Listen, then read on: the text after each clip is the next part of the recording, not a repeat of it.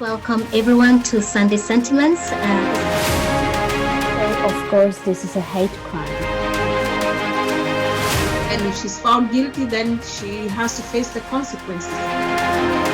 They normally end up killing some particular kinds of people. It's a violation of human rights. That's a very traumatic event.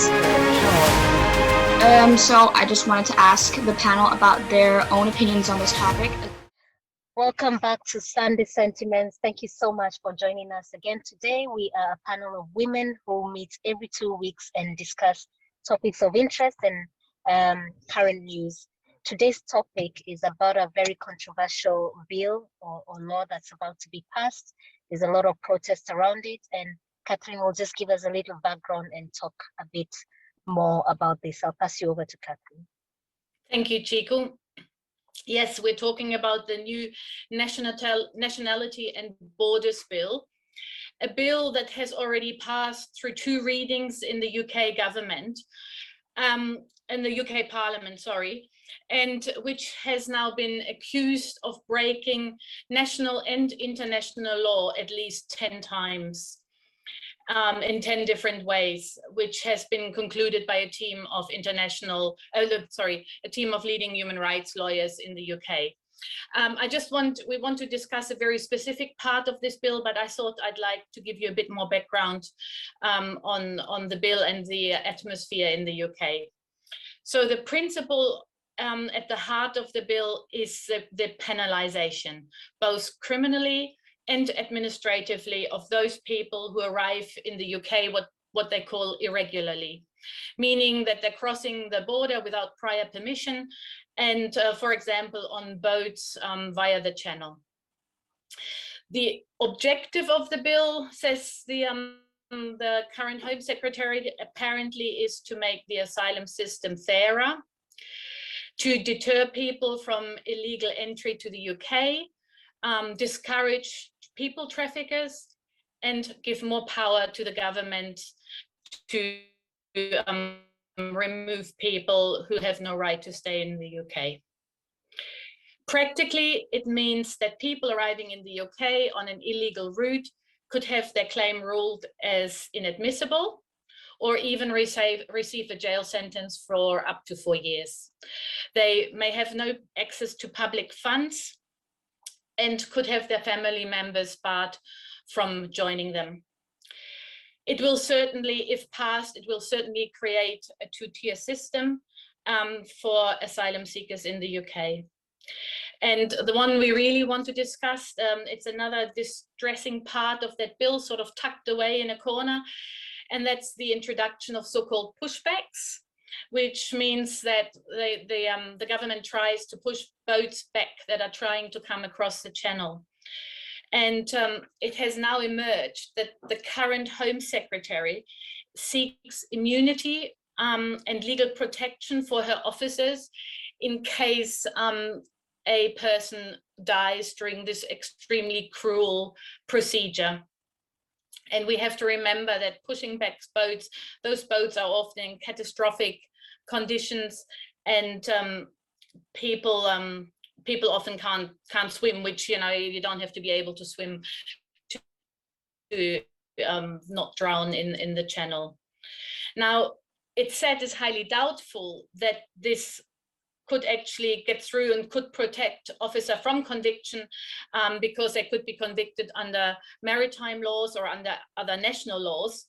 But it just shows the underlying intention by the Home Secretary or the Home Office to make the process to seek asylum in the UK as inhumane and as legally and maybe even illegally possible.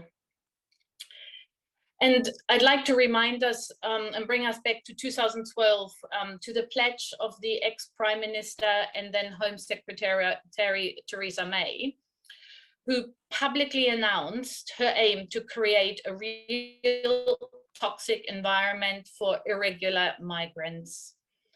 And this seems to have become policy in the UK and has had an impact on subsequent policy development. But it never had an impact on migration levels or departures, voluntary or involuntary. It just made it harder, more confusing, more for the government and for the people to receive a status in the UK, and created also a huge backlog, leaving applicants in uncertainty and depending on public funds, often for many, many years unnecessarily. But what it did achieve, supported by a very vocal and influential right-wing media, it created a false narrative about floods of migrants coming to the UK. They all want to come to the UK. They're abusing our benefit system. They're taking away space in the health system, in hospitals, in schools. And it's a narrative that is completely not backed facts. And talking about facts, I promise I finish very soon, but I'd like to just give a few facts to set the scene. This is data from the UNHCR. Fact is 39% of refugees are actually hosted in only 5 countries, Turkey being on number 1 with 3.27 million. This is at the end of 2020.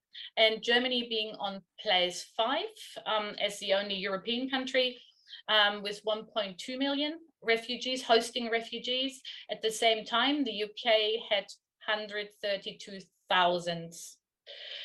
When it comes to asylum applications in Europe, in the EU and UK, again in 2020, Germany received 122,000, France 93,000, the UK only 36,000, making it the 5th largest number only, and actually receiving only 7% of applications coming into the EU.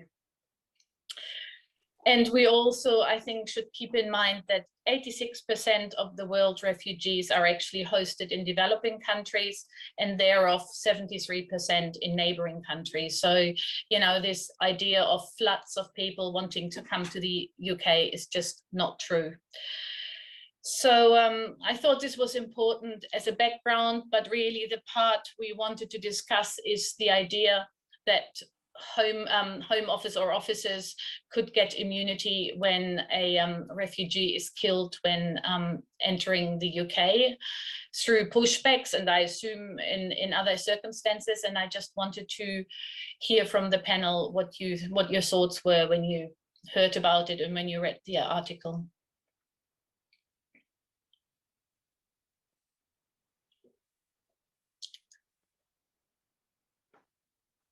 Was it a bit?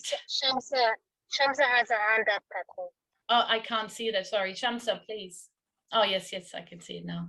So definitely this government has a zero, patience for refugees and asylum seekers. And from the start, they're showing the, zero patience and zero support for the refugees and asylum seekers.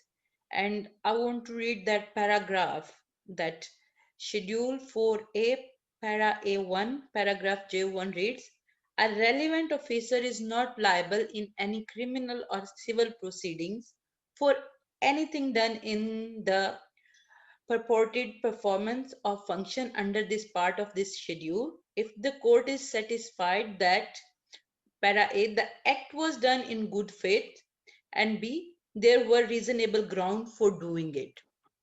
At the first place, the bill is biased as well. There is no good faith to making these type of laws. And at the second, point, this is the completely violation of UN Convention on the Law of the Sea that says every state is required to render assistance to any person found at sea in danger or of being lost. So you are trying to break these law which already implemented in all over the world, or you can say a UN convention, and you are breaking those law and you're making new laws that is completely inhuman. It's against fundamental rights. You are putting people's life on risk, and you are setting examples of cruelty.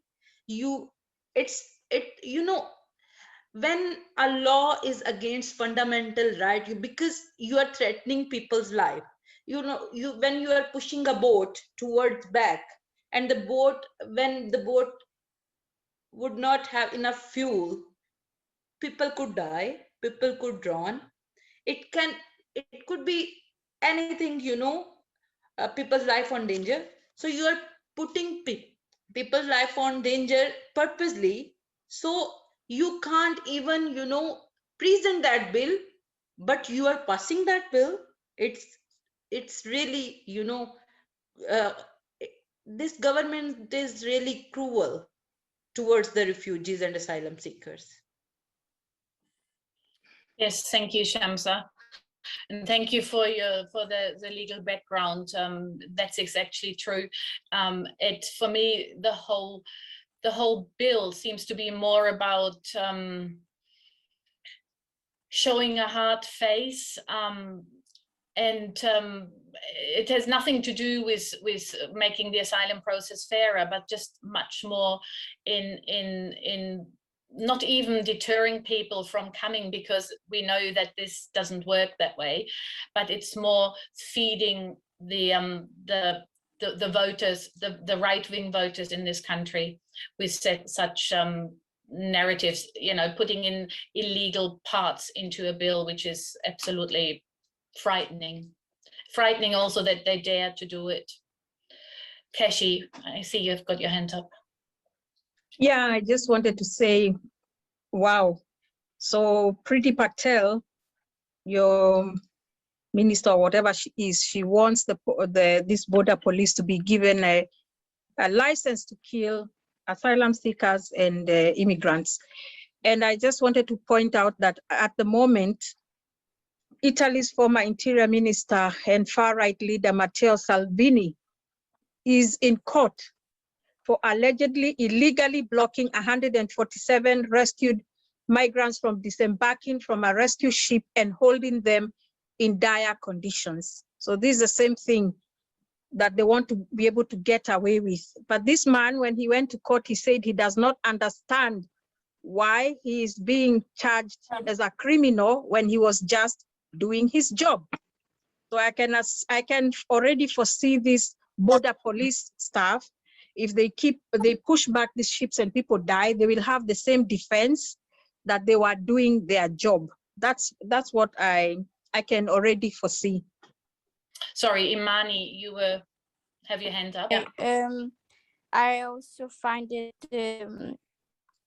it's scary in a way that the government really like to use the media to change the narrative, to give this picture of people asylum seekers and other immigrants, that there are many flooding in and they're taking advantage of the system and all these negative aspects, which also people take that in when they watch news, and that also changes their view of immigrants and makes them show less empathy if they hear situations like this about how the system treats immigrants.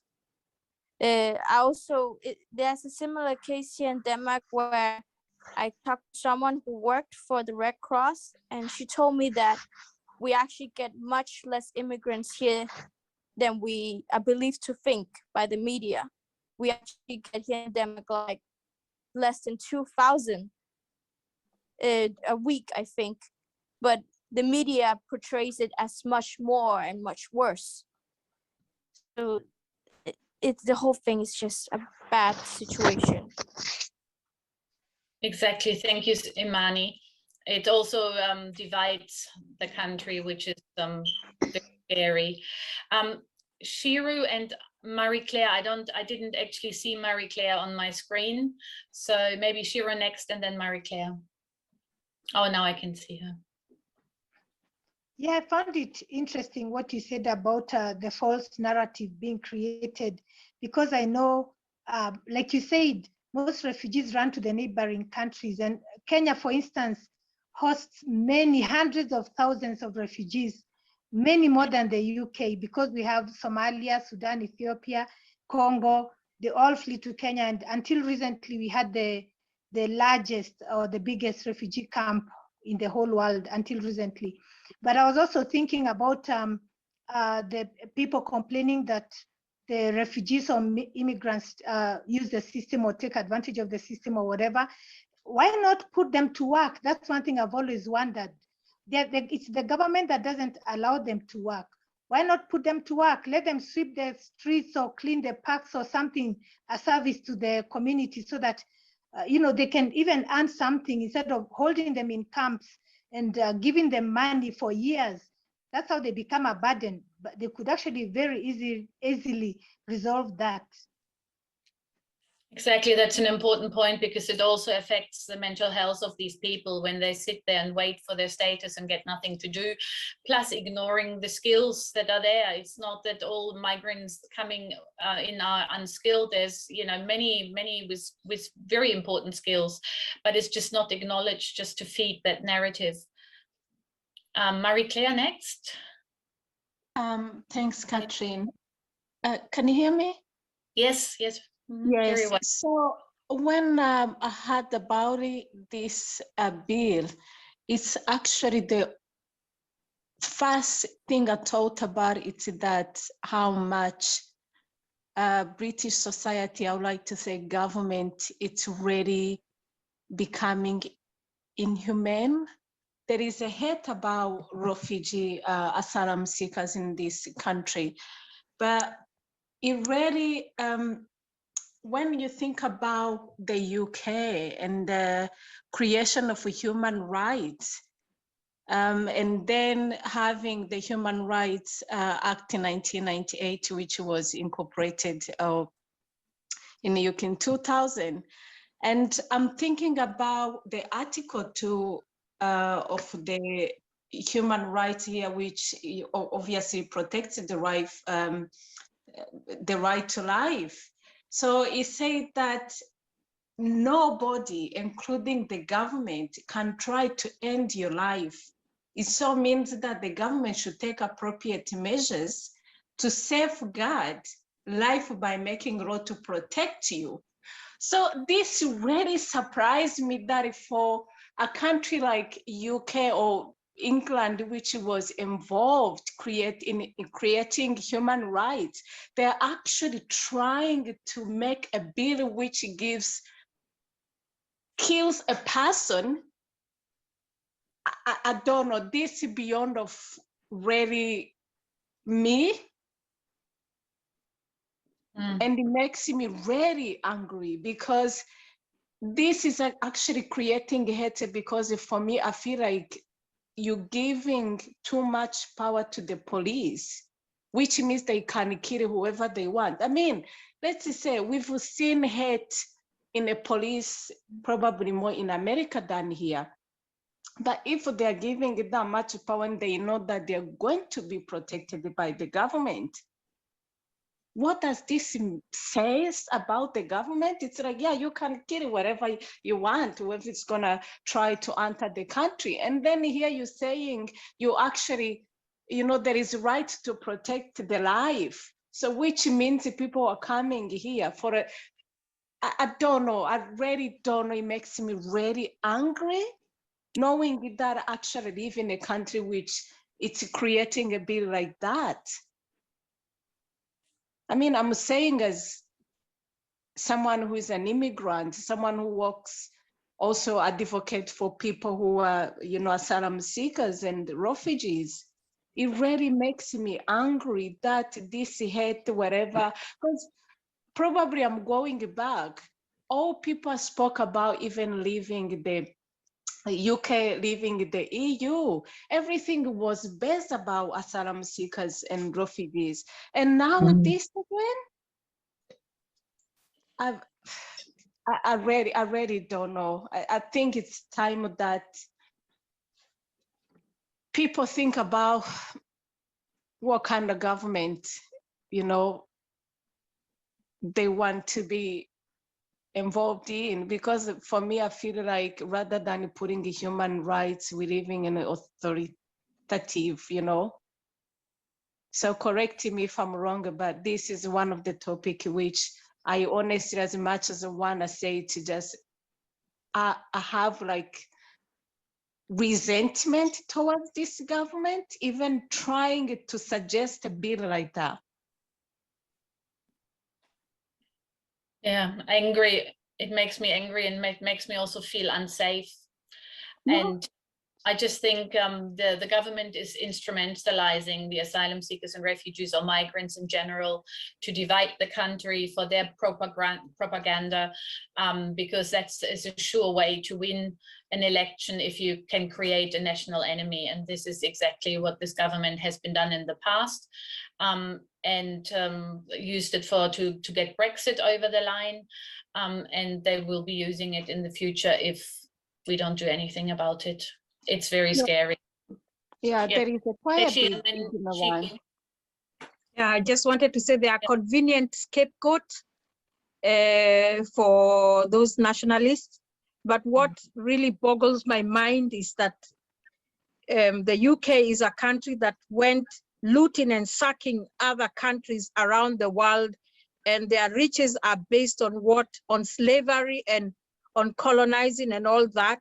So they take the higher moral ground and say people are coming to steal and eat their money and property, while those riches are based on what they have actually looted and sacked from other countries that they have colonized or enslaved. I find that it boggles my mind. Correct. Even now, you know, with the withdrawal from Afghanistan, the UK has sort of opened up a ridiculous small amount to take people in. You know, it's a similar thing. They use them for their purposes in that country, and now sort of not open the doors widely to let them in. The same for the war in Iraq. They went in without legal grounds, really, even in hindsight. But does it mean now it's easy for Iraqis to come to the UK? No, it's just, again, hostile and difficult, and just completely inhumane and not right. I think it was Chico next. I have a few points to make. One of them is this bill that talks about your mode of entry into the UK is the one that ascertains whether you're a legitimate refugee is so ridiculous.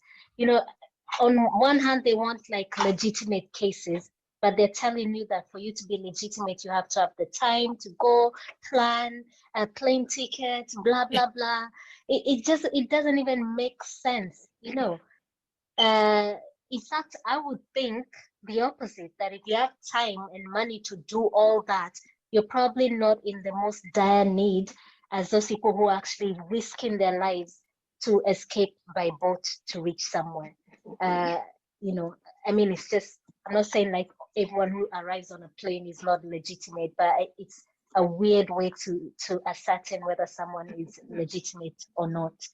I also want to talk about the statistics you gave, which actually showed that the UK doesn't really take as many refugees and asylum seekers as they try to act like they do, you know, the savior of the world and everything. People are not just coming to the UK.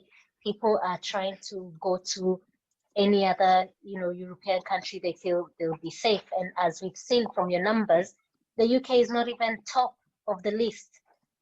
So that's ridiculous. I mean, 7% is nothing, just to reiterate. Yeah, 7% is just, and those are the numbers that people don't hear. They just hear they're flooding our country, thousands come on boats and ridiculous things like that. Another point I want to make is this criminalizing of refugees and asylum seekers. Yes, we know there are people who are not genuine and they're coming here under false pretenses. We know that. But I find it very, very convenient that, for example, in Sarah Everard's case, when that policeman did what he did, they said, it's a bad apple. Don't tie everyone with the same brush. Not everyone is horrible. But they don't want to actually think about this case with the asylum seekers. Not everyone is not genuine. Yes, of course, there's a few bad apples with false claims, but a lot of people are really desperate.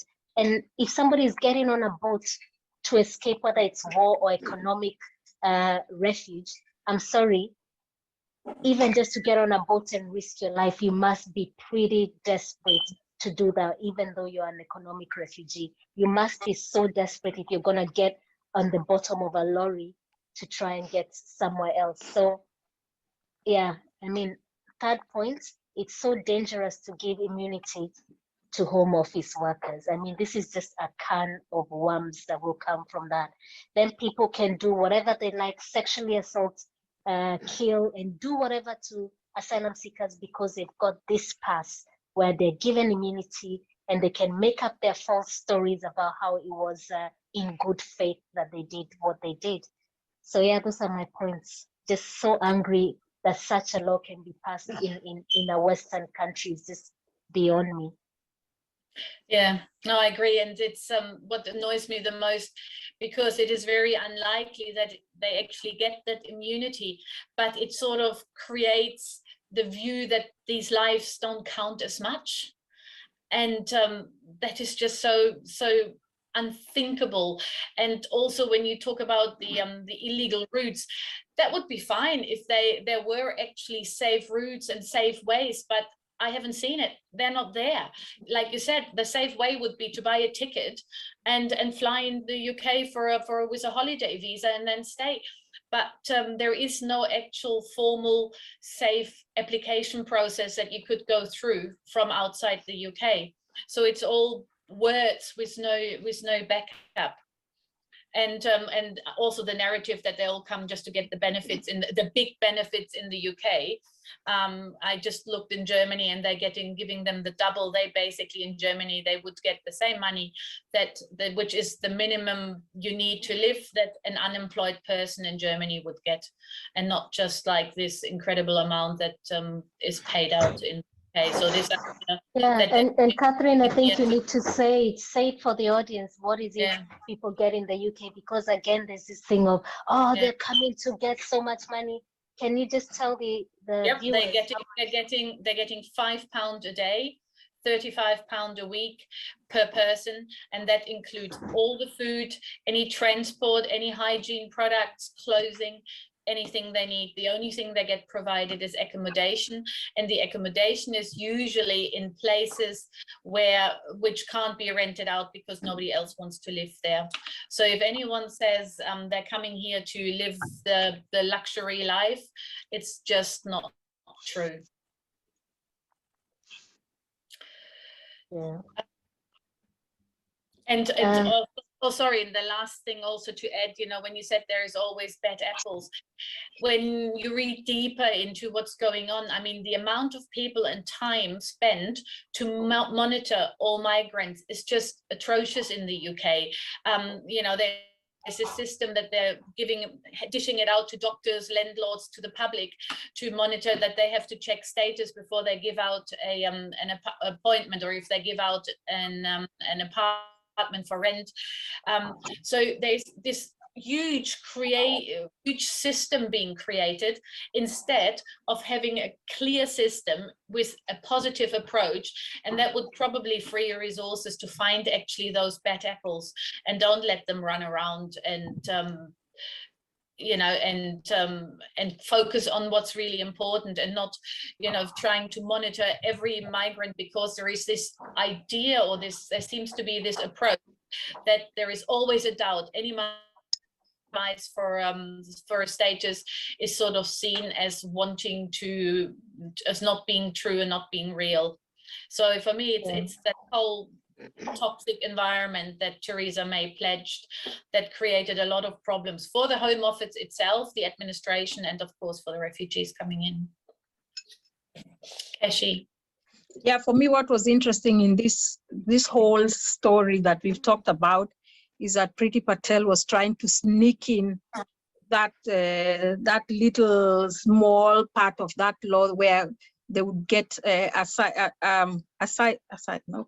immunity from if a death occurs when they are pushing back, because they are going to push back small boats of asylum seekers and refugees and illegal immigrants using their jet skis, and if somebody dies, then they get immunity.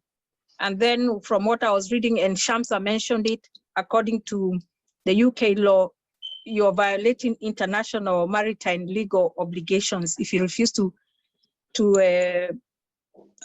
rescue a person, and is punishable by 2 years. I don't think that should be removed, because life is life. Even if people view these lives as disposable, they are still humans with human rights.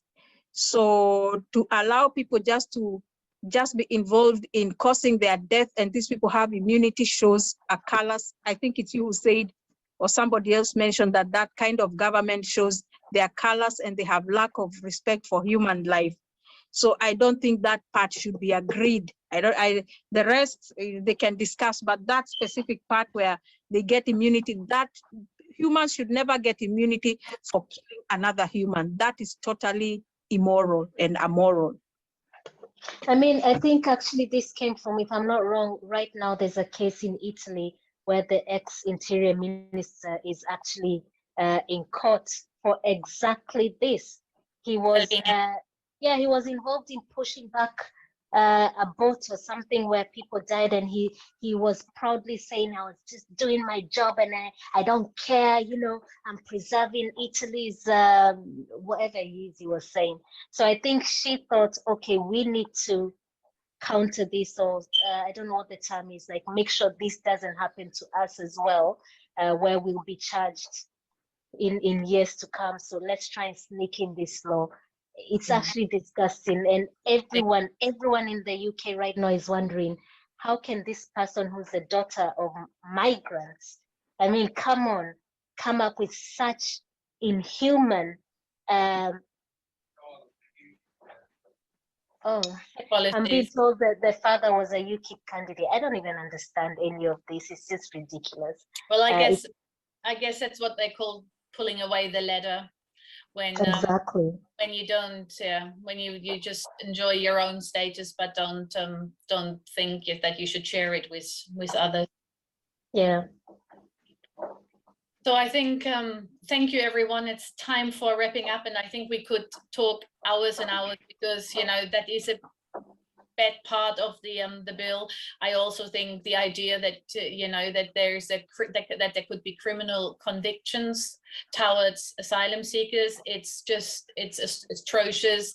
It's almost another topic that we could talk about. But yeah, thank you everyone for supporting this discussion and for participating. And yes, please everyone share, like, and subscribe to our channel. Thank you very much.